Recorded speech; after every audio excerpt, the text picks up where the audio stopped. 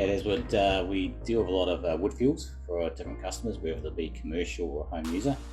But also, as part of our operation here, we make wood pallets, and that's for both commercial and home user as well. This is where the bagging machine and sealer will come into play.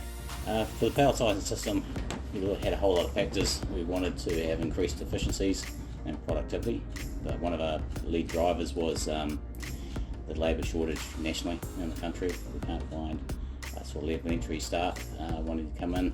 It is hard backbreaking work, and with the robot in play now, it's going to save a injury for a starter and reduce some of the people that we need on the ground. It's all automated now. We have one bagger that fires the bag through the automated sewer and straight to the robot, and so that is way quicker.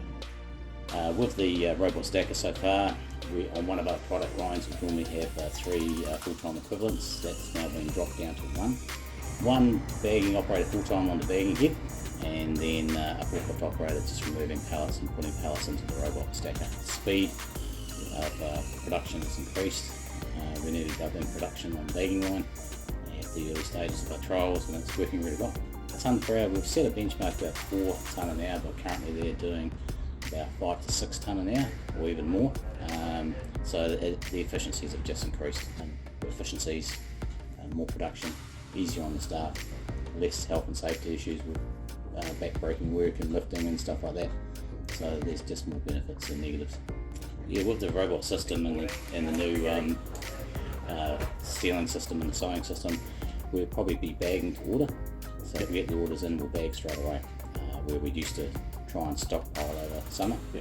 So we'll have more efficiencies there. Looking at this stage, it's early days, but yeah, it's good. It's really good. Probably more than what I expected. The after-sale service is great. Jordan has been awesome. The information from Quinton and the team. So it's not just one person in the organisation, it's a whole lot of people there doing a great job.